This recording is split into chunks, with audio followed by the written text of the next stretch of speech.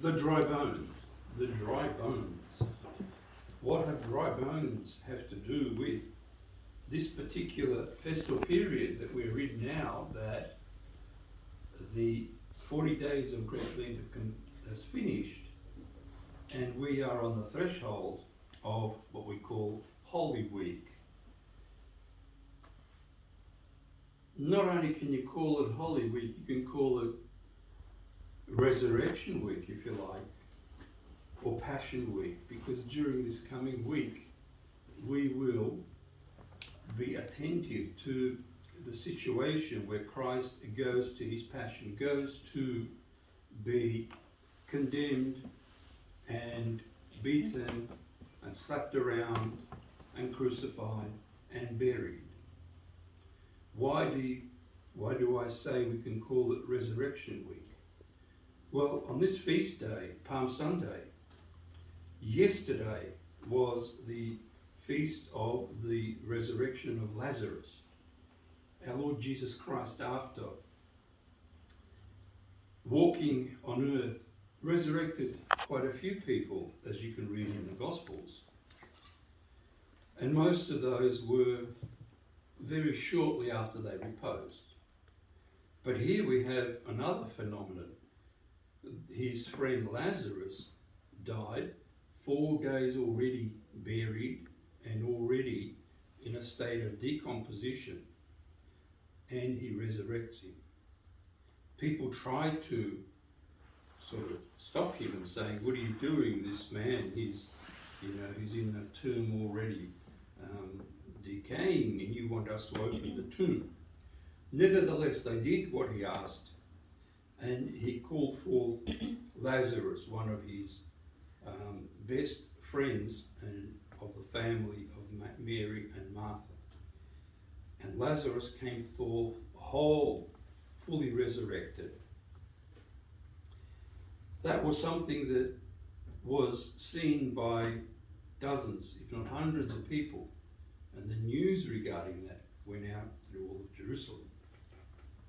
And why do I say dry bones, dry bones?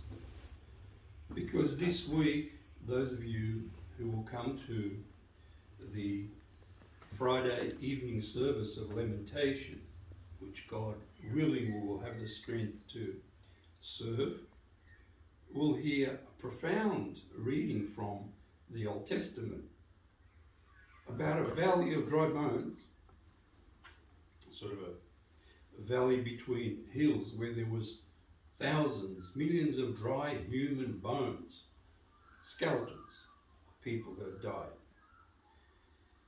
And the Lord told the prophet to prophesy about those bones to come together. And in that passage which we will read, you'll hear how those bones started to come together. Then they started to grow sinews and muscles and flesh, and they arose and started to walk and come to life. All this week we have these whole themes about resurrection. Also, when we have the royal hours later this week, the last few verses there, we sing, "We venerate thy passion, O Christ. We venerate thy passion, O Christ. We venerate thy passion, O Christ. Show us also thy glorious resurrection." This is what we have been waiting for, and what has been the end result of this period that we call Great Lent, followed by Holy Week, which starts tomorrow, with many services. If we had the strength, we'd be in church most of the time. But living here in parishes in the suburbs, we hope to do some of the main ones. Some of the main ones that I would like you all to attend, of course, is the reading of the 12 Gospels on the evening of Thursday, and then the lamentation around the shroud of the Lord on Friday. Then followed on Saturday evening by the resurrection service matins with liturgy. You can have Holy That's about as much as I wanted to say today, on account of the fact that there is so much in these very power-packed times that we celebrate each year, being reminded of why Christ came to earth.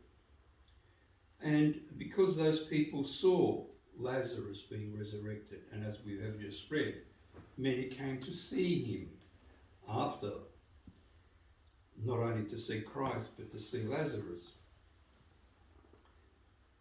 Like a curiosity, I guess, in a sense. But hopefully many also understood that there was some sort of great holiness there.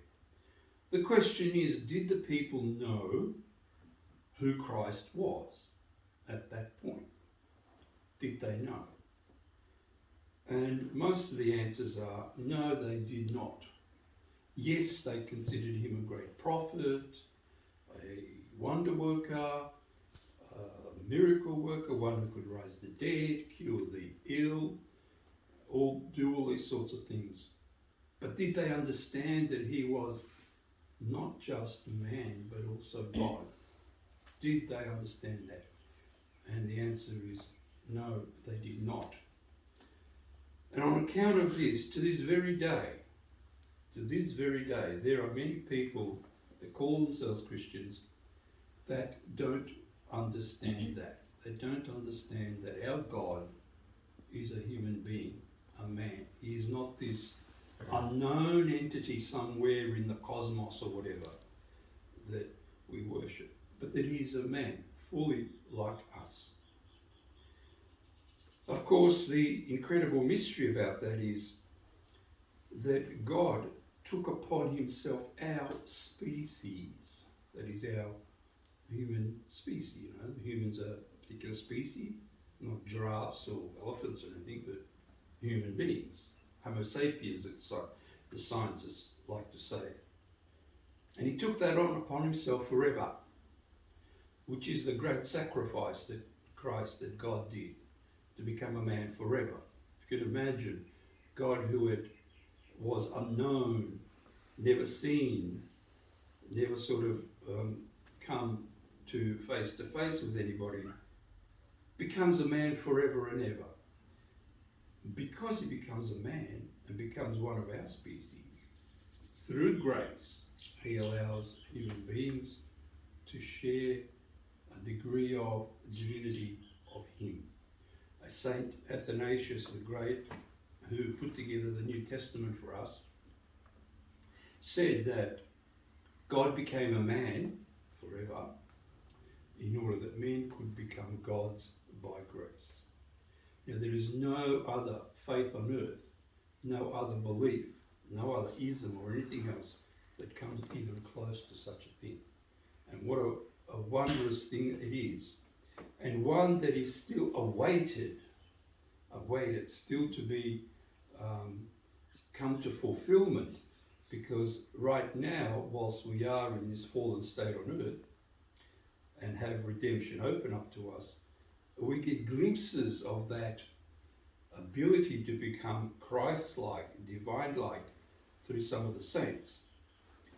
But its fulfillment will come after the resurrection of the dead, when all these dry bones, and wherever they might be, will come together and be resurrected in fullness and obtain that life which will be of the same type as Christ is, human with a degree of grace of divinity that he is, very pleased to share with the pinnacle of his creation, which is humankind, higher than the angels, higher than anything else that was ever made.